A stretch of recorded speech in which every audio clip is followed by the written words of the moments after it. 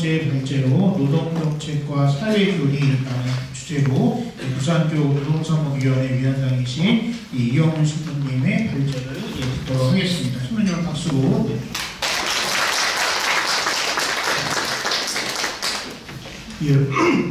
예, 반갑습니다. 모든 분들이 서울말씨를 쓰고 있는데 혼자서 사투리를 쓰고 있어서 좀 어색할 것 같습니다. 저는 현재 부산교구 노동사무를 맡고 있고 정의평화위원회를 맡고 있습니다. 동시에 주교회의 노동소위 총무를 맡고 있습니다. 부산에서 올라왔으니까 조금 길게 해도 안 찍겠습니다. 먼저 들어가기 전에 주제를 먼저 받았을 때 딱 한마디로 요약이 되더라고요. 굳이 길게 쓸 필요가 없다. 이 말만 하면 된다. 지금 정권에 무슨 노동 정책이 있는가? 그냥 노예 정책이다. 이 노예 정책도 제가 많이 쳐준 겁니다. 정책이니까 그냥 사회의 노예화라는 느낌이 들었습니다. 그리고 가장 심각한 것이 노동 현장이 아니라는 생각이 듭니다. 더불어서 그럼 교회가 하라고 있는 노동은 무엇인가 간단하게 요약을 하면 하느님의 모상인 인간이 하느님의 창조와 구원 사업에 협조하는 인간 행위, 이게 바로 노동입니다. 그리고 인간은 이 노동을 통해서 하느님의 창조와 구원 사업에 협조할 뿐만이 아니라 이 노동을 통해서 자기 완성과 그리고 가족의 부양과 그리고 공동체와 전 세계의 공동소를 위해서, 공동소 실현을 위해서 인간은 노동하게 되는 겁니다. 그런 의미에서 인간은 노동의 권리가 있는 것이고 노동의 의무가 있다는 것입니다. 그리고 거기에 함께 도와줘야 할 주체들이 바로 정부라는 것입니다. 물론 기업도 들어가 있습니다. 그런 의미에서 그냥 쭉쭉 보면서 넘어가도록 하겠습니다. 먼저 들어가는 말로 40페이지입니다. 가톨교회 사회교리는 그 출발점의 현장은 바로 노동 현장이었습니다. 1891년도 새로운 사태라는 그것은 산업혁명 이후에 각 노동자들의 그 열악한 환경에 대한 교회의 대답이었습니다. 그리고 그 이후에 새로운 사태 이후에 나왔던 수많은 문헌의 그 핵심은 새로운 사태에 있습니다. 다시 말하면 사회교리의 핵심은 그리고 출발점은 다름 아닌 노동입니다. 왜냐하면 노동은 인간만 할 수 있기 때문에 가능한 것입니다. 그래서 오늘 제가 해야 될 내용들은 노동 정책에 대해서 다 볼 수는 없기 때문에 간단하게 사회교리적인 해석을 해보도록 하겠습니다. 우선 김종진 소장님께서 지금 시대를 1980년대 신자유주의 대처와 레이건 정책이 비슷하다고 했었는데 참 우연찮게도 1980년대에 미국 주교회의가 레이건 노동 정책에 대해서, 경제 정책에 대해서 논평을 한 책이 한 권 있습니다. 이게 번역이 되어 있거든요. 제목은 모든 일을 위한 경제 정의라는 책입니다. 부산교구에 이동하신 분이 번역한 책인데 이 책에 의하면 이 책은 기본적으로 사회교리의 기본 뿌리를 근간으로 해서 글을 다 쓰고 있습니다. 그리고 그 사회교리의 전통적 가르침을 통해서 미국 교회, 미국 사회를 이제 재해석을 들어가는 겁니다. 더 정확하게 1980년대 신자유주의, 레이건 그 정책에 대해서 교회적 관점으로서 비판에 들어가는 것입니다. 나중에 한번 읽어보시면 좋을 것 같고요. 대충 이런 관점으로서입니다. 41쪽에 중간쯤에 이렇게 있습니다. 재미있는 점은 우리가 흔히 노동정책은 그냥 자본과 노동자 관점으로 바꿔져 있습니까? 아닙니다. 제가 처음에 말씀드렸지만 가톨교회의 노동 관점은 인간 노동자뿐만이 아니라 노동자의 가족도 포함이 되어 있고요. 그리고 사회 전체가 다 포함이 되어 있습니다. 다시 말하면 노동정책은 이들의 대상이 빠져 있으면 문제가 있는 것입니다. 나중에 계속 보게 될 겁니다. 그래서 이 문헌에서도 노동자의 가족의 삶과 안정성을 되게 강조를 하고 있습니다. 다시 말하면 이 노동자와 노동자 가족들의 삶을 중심으로 노동 정책과 경제 정책을 만들어야 된다는 내용이 담겨져 있다는 것입니다. 그럼 기본적으로 어떤 원칙을 제시를 하느냐 같이 보도록 하겠습니다. 첫 번째가 가난한 이들의 기본적인 필요를 충족시키는 것이 가장 우선적이다. 현재 소외되어 있거나 취약한 이들의 경제생활 참여를 적극적으로 증진시키는 것은 사회적 흡선입니다. 부와 재능과 인적 자원의 투자는 특별히 가난한 사람과 경제적으로 불안정한 사람들에게 이익을 주는 방향으로 이루어져야 한다. 노동세계의 구성뿐만 아니라 경제, 사회 정책들 역시 가정 생활의 결속과 안정성에 끼치는 영향을 고려하여 평가되어야 된다. 나오죠. 뭡니까? 가족 그리고 가난한 사람들을 중심으로 해야 된다는 얘기입니다. 가장 중요한 얘기입니다. 저는 개인적으로 한국교회에서도 1980년대 미국 주교회의가 했던 것처럼 현 한국 사회의 정책에 대한 교회의 공식적인 문헌이 나오기를 기대를 해봅니다만은 쉬운 일은 아닌 것 같습니다.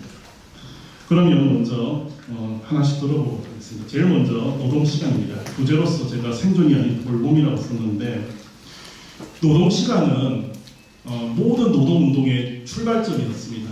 옛날에 1700년대부터 노동시간 주 40일제가 이게 핵심적인 노동운동의 주제였습니다. 이거는 가톨릭 교회도 마찬가지입니다. 노동에 대한 성경 가르침의 정점은 안식일의 휴식에 대한 개념에 있습니다. 안식일법을 잘 아시죠? 이 안식일법은 일종의 노동시간 단축 혹은 제한법으로서 3,500년 전에 주변 문화에서 찾아볼 수 없는 특이한 법이었습니다. 그 기원은 하느님의 6일 창조와 하루의 휴식에 있었습니다. 특히 이 법은 재미나게도 종과 이방인, 심지어 소와 나귀까지도 적용이 됩니다. 이처럼 안식일법은 장시간 노예적 노동을 기반으로 이윤을 창출하는 경제 원리보다는 노동자의 존엄성과 생명보호 그리고 생산 순환으로 인한 사고를 예방하고자 하는 인간 중심적 원리에 기반하고 있다는 것입니다. 왜냐하면 소와 나귀가 오랫동안 일하게 되면 어떻게 되겠습니까?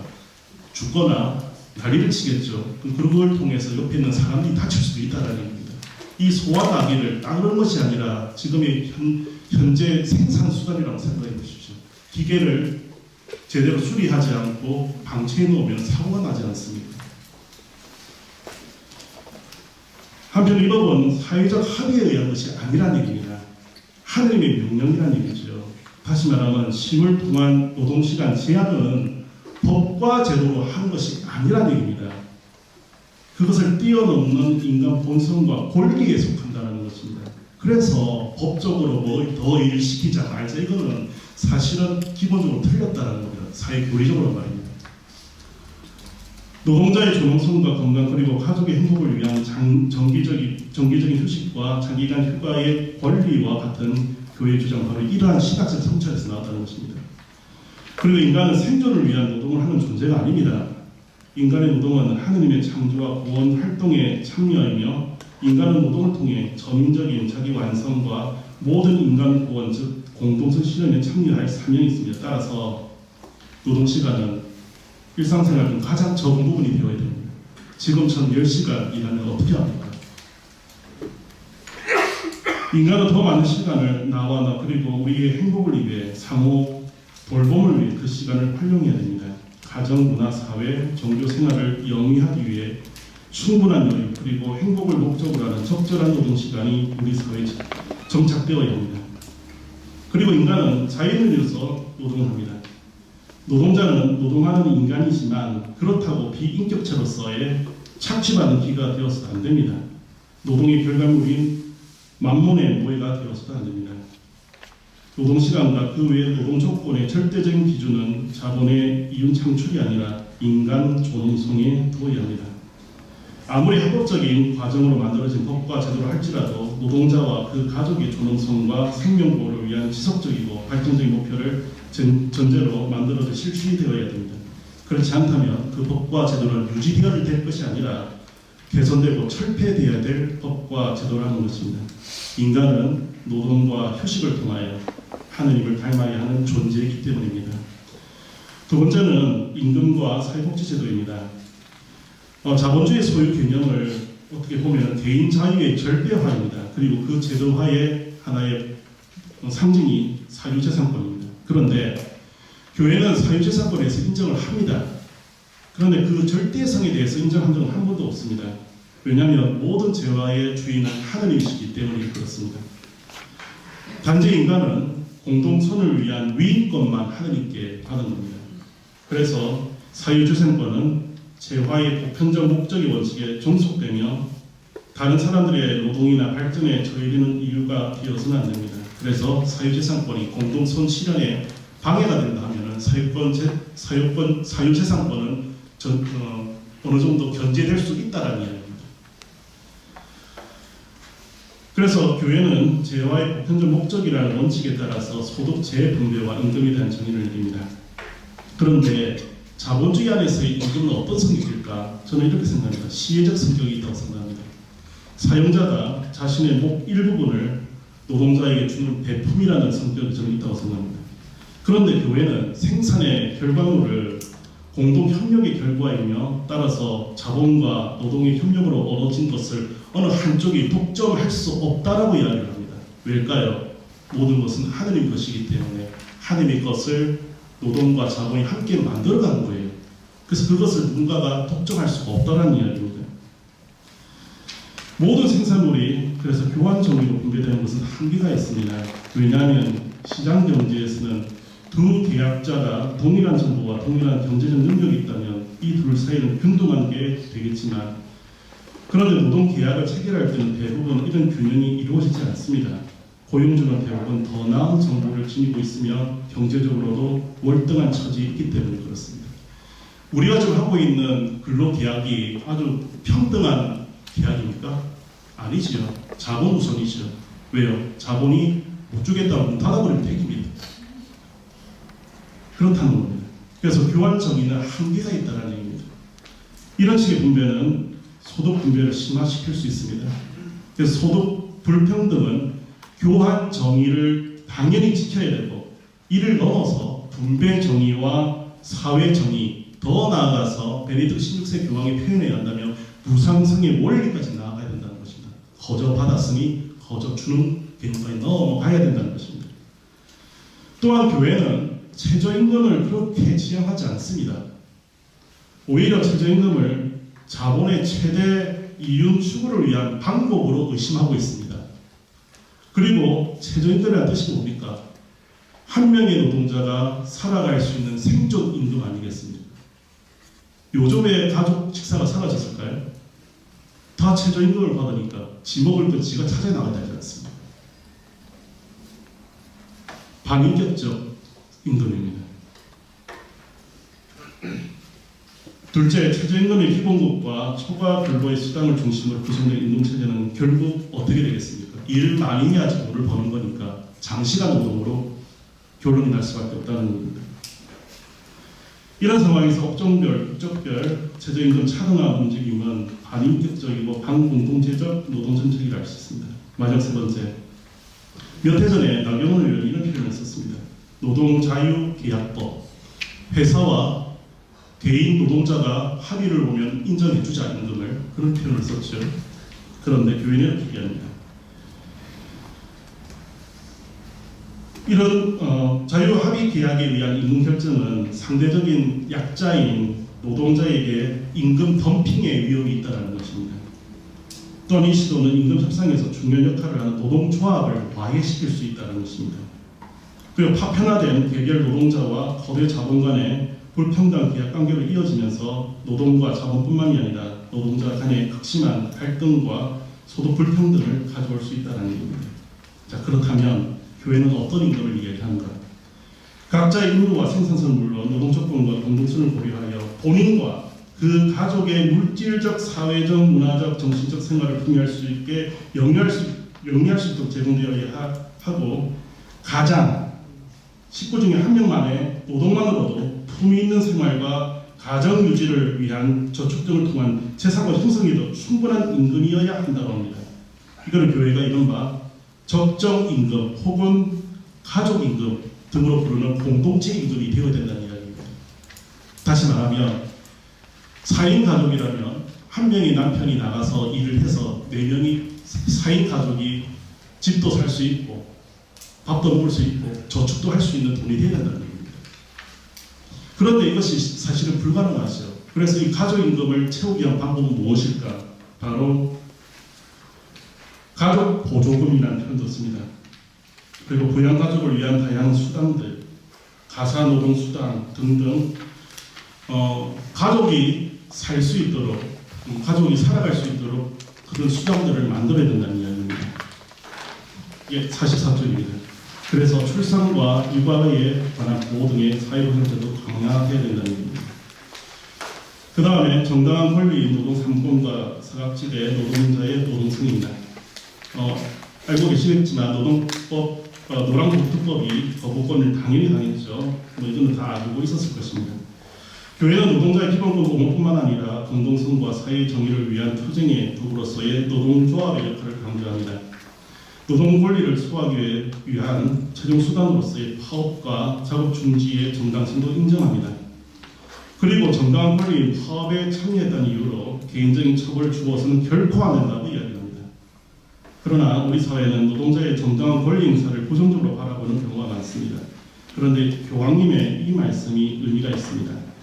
가장 가난한 이들과 버림받은 이들이 반사회적으로 보이는 태도로 반응한다면 많은 경우에 그러한 반응은 그들이 그동안 멸시당하고 사회에 통합되지 못한 역사이다는 것이라는 사실을 이해하는 것은 중요합니다. 한편 기술 혁신과 산업 구조 그리고 노동 조건의 변화에 따른 새로운 형태의 노동과 노동자가 등장하고 있습니다. 이들 대부분도 기존의 사각지대 노동자 범위로 포함되어 있습니다. 5인 미만의 사업장들, 특수고용, 그 다음에 플랫폼, 청소년, 여성, 노인 노동자들 바로 그들입니다. 하지만 노동의 가치를 결정하는 근본은 우선적으로 노동의 종류가 어떤 것이냐에 있지 않습니다. 노동을 하는 사람이 하나의 인격체라는 사실이 있다는 것입니다. 또한 그들의 노동도 바로 인격에서 나오는 것이기 때문에 이 노동을 결코 상품으로만 취급해서는 안 됩니다. 그리고 같은 노동자로 인정해야 된다는 것입니다. 노동의 종류에 따라서 차별해서는 안 된다는 얘기입니다. 그래서 미국 지구회의에서는 노동과 노동자 범위에 대해서 설명을 하는데 노동하는 인간 보호왕의 입항을 다시 재해석을 하면서 합니다. 한마디로 말하면 공동선을 위해 하느님의 창조와 구원 사업에 동참한 모든 인간의 일상적인 행동은 모두 다 노동이라는 얘기입니다. 그리고 그 행위자는 노동자라는 얘기입니다. 예수님은 제 말고는 모든 일에서 우리와 똑같은 분이셨고 지상생활 대부분을 목수의 작업대에서 육체 노동하면서 보내셨습니다. 예수님이 노동자인데 우리가 노동자가 아닌다는 게 이상하지 않습니까? 네 번째입니다. 노동시장 유연화와 실업입니다. 고용관계는 기본적으로 한마디로 얘기한다면 가정과 사회 존폐의 원인이 됩니다. 쉬운 예고로 읽을 수 있는 노동시장 유연화, 실업급여에 대한 퇴행적인 법 개정 시도 그리고 고용 관련 예산 삭감은 단순히 개인 노동자가 아니라 그들의 가족에 대한 해고이자 생존과 미래의 박탈이라고 볼 수 있습니다. 노동은 가정을 세우고 유지하고 완성하는 필수적 조건입니다. 그래서 실업은 개인의 발전뿐 아니라 가정 공동체 행복의 가장 큰 위험입니다. 그래서 어떤 경우라도 죄악이며 실업은 어느 수준에 이르면 실제로 사회의 재앙입니다. 특히 젊은 세대에게는 더 큰 재앙일 수 있다는 것입니다. 이러한 교회의 경고는 우리 사회 문제 중 하나인 높은 청년 실업률, 낮은 결혼율, 출산율 등에서 우리가 어디에 집중해야 되는지 잘 알고 있습니다. 청년, 아가 많이 안 태어났다니 하지 않습니까? 이유가 더 없이 나오겠습니까? 저는 이 문제가 크다고 생각합니다. 큰 것 중에 하나라고 생각합니다. 결국 문제의 실마리는 완전 고용에서 출발할 수 있습니다. 교회는 완전 고용을 주장합니다. 즉 인간이 노동을 통해 가정을 이루고 유지하고 공동선을 이루어지기 위해 노동의 길은 노동에 참여할 능력이 있는 사람에게 권리와 의무로서 열려 있어야 됩니다. 완전 고용은 정의와 공동선을 지향하는 모든 경제체제에서 의무적 목표이며 동시에 이것은 그 사회의 윤리성을 판단하는 데 기준이 됩니다. 따라서 노동권이 방해되거나 돈이 부인되는 사회 그리고 만족스러운 고용이 보장되지 않은 경제 정책을 가지고 있는 사회는 윤리적으로 정당할 수 없습니다. 그리고 그러한 정책을 만든 정치도 윤리적으로 정당할 수 없다는 수 있죠. 이러한 측면에서 노동자가 소유권과 경영, 이익 참여에 회의한다는 것은 교회 주장과 이익에 참여해야 한다는 교회 주장과 경제적 이윤만을 위한 사업장 축소, 폐쇄와 합병 등 그리고 인력 감축 등 경영 방식에 대한 교회의 경고는 매우 의미가 있다고 볼 수 있습니다. 그래서 교회는 노동자들이 경영에 참여해야 되고 공동 결정권을 가지고 있어야 된다고 이야기를 하고 있습니다. 한편 실업의 상태에 빠진 노동자가 있다면 다시 취업할 때까지 노동자와 그의 가족의 생계 유지에 충분한 실업 수당과 직업 교육의 기회를 마련해야 합니다. 그리고 이 모든 첫 번째 역할은 바로 간접 고용주인 정부입니다. 간접 고용주라는 단어가 참 중요한 얘기인데 시간이 없어서 제가 잠시 넘어갔다가 좀 시간이 있으면 얘기하도록 하겠습니다. 그 다음 산업재해입니다. 위험의 위조라는 말은 노동 현장에서의 노동비 회급화를 드러내는 말입니다. 원청과 하청, 정규직과 비정규직, 한국 노동자와 외국 노동자, 그리고 5인 미만이냐 아니냐라는 위치에 따라서 죽음의 위치도 위험성도 달라지는 것 같습니다. 또한 이 말은 사업장이 인간의 사회가 아니라 이윤의 득대화를 위한 자본의 비인간성과 노동자의 풍만하는 죽음의 문화의 온상임을 드러내고 있습니다. 더불어 앞에서 말한 파편화된 노동자 계급화로 인한 위험과 죽음에 몰아죽이는 이를 해결해야 할 정부가 자본의 편에 서 있음을 잘 표현해주는 표현이기도 합니다. 물론 중대재해처벌법이 통과가 되었지만 제대로 적용되지 않을 뿐만 아니라 허점이 많은 이 법조차도 무력화하려는 이 시점에서 이는 더욱 명확한 것 같습니다. 모든 노동자는 신체적인 건강이나 정신적인 건강에 손상을 끼치지 않는 노동 환경과 작업 과정에 대한 권리가 있습니다. 그러나 원청, 정규직, 한국 노동자, 5인 이상 사업장이어야 죽음의 위험에서 어느 정도 안전할 수 있고 법과 내규 등을 보호받을 수 있다는 사실은 노동자의 건강권도 차별적이라는 것을 알려줍니다. 그리고 산재 트라우마에 관한 정부와 기업 그리고 사회의 역할에 대해서는 언급할 게 하나도 없습니다. 못한다는 얘기입니다. 마지막입니다. 이주 노동자와 여성 노동자입니다. 최근에 이주 노동자에 대한 혐오에 대한 그 발언들이 많이 나오죠. 문제가 많습니다. 그런데 문제는 이 이주 노동자들이 어디서 일을 하고 있느냐 이 말이죠. 3D 업종에서 일합니다. 한국 노동자들이 일을 하지 않는 데서 일을 하고 있다는 것입니다. 이들이 만약에 우리 사회에서 없다고 한다면 한국 산업 구조는 무너지게 되어 있습니다. 왜요? 아무도 일을 하지 않지 않습니까? 부품을 안 만들어주지 않습니까? 거기다가 여러분들이 먹는 상추, 깻잎, 김 누가 다 작업을 할까요? 이주 노동자들이 합니다. 깻잎 한 장에 한 장당 3원입니다. 3원. 이걸 하루에 10,000몇 장을 따야지 한 달에 130만 원을 받습니다. 우리나라 최고의 수출품이 김입니다. 이 김이 왜 수출이 잘 되는 줄 아십니까? 싸고 질이 좋기 때문에. 왜 쌀까요? 거기서 일하는 사람 다 이주 노동자이기 때문에 그렇습니다. 그래서 저는 못 먹는다고 얘기를 하지 않습니다. 먹을 수 있습니다. 스스로 재배를 하시던가 아니면 비싸게 먹을 수가 있습니다. 다시 말하면 이들이 없으면 돌아가지 않습니다. 그래서 이들은 우리가 필요로 하고 있는 일꾼들이 아니라 필수 구성원이고 우리의 가족이라는 이야기입니다. 그리고 이주 노동자를 받아들였다는 것은 뭐냐면 우리가 그 사람들이 필요하기 때문에 초대를 한 것입니다. 초대를 한 사람들을 그렇게 차별해서 되겠냐 이 말입니다. 그래서 한숨이 죄송합니다. 그들을 마치 하급 노동자로 취급하거나 착취해서는 결코 안 됩니다. 그들도 노동하는 인간으로서 내국인과 동일한 권리와 임금을 당연히 받아야 할 뿐만 아니라 우리 사회 필수 구성원, 이웃이자 가족으로 받아들여야 됩니다. 예수님도 그분의 가족도 난민이었고 믿음도 이주 노동자였다는 것을 잊지 말았으면 좋겠습니다. 마지막으로 여성 노동자 이야기하고 싶습니다. 하고 싶은 말은 참 많은데 여성 노동자의 핵심은 어머니의 역할입니다. 이게 키포인트입니다. 이게 어떤 의미냐면은 뭐라고 합니까? 주부 노동자들 있지 않습니까?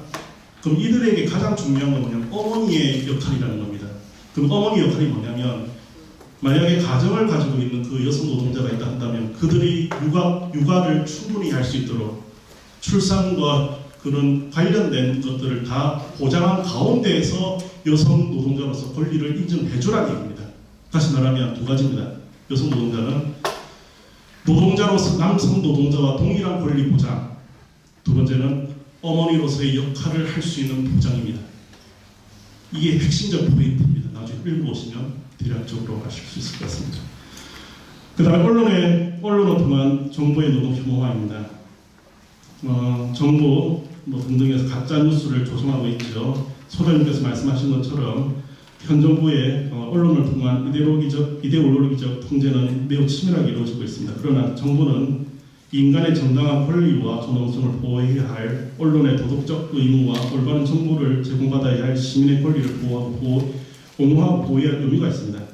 한편 교회는 진리를 왜곡하고 언론을 통해 여론을 정치적으로 악용하여 권리를 강화하려는 정부의 행위를 전체주의적 악습으로 규정하고 있습니다.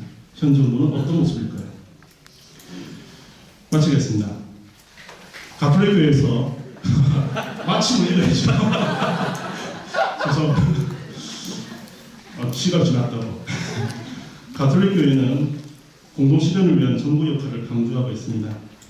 교황님도 정치가 경제에 종속되어서는 안 되고 정치가 결여된 경제를 정당화할 수 없을 뿐만 아니라 통제가 없는 경제는 다양한 위기를 낳을 수 있다고 주장합니다. 가톨릭 교회의 우선적 선택은 언제나 명확합니다. 가난한 이들을 위한 우선적 선택입니다. 자본주의 안에서 가난한 이는 언제나 노동자와 그의 가족이었습니다. 노동 정책은 노동자와 그 가족의 정책입니다. 경제 정책은 인간에게 봉사해야 하고 경제 정책의 도덕성은 그것의 주체이자 목적인 노동자와 그 가족의 존엄성 보호와 증진에서 드러납니다.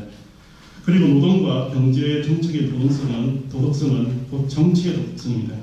정치의 토대와 목적은 인간이기에 정부는 자본의 이윤이 아니라 노동자와 그 가족의 존엄성을 우선으로 하는 노동 정책을 만들고 실행해야 합니다. 노동하는 인간의 권리는 자본과 사회적 합의에 의한 배품이 아닙니다. 하느님의 선물입니다. 노동자의 권리는 인간의 생명처럼 그 누구도 훼손시킬 수 없습니다.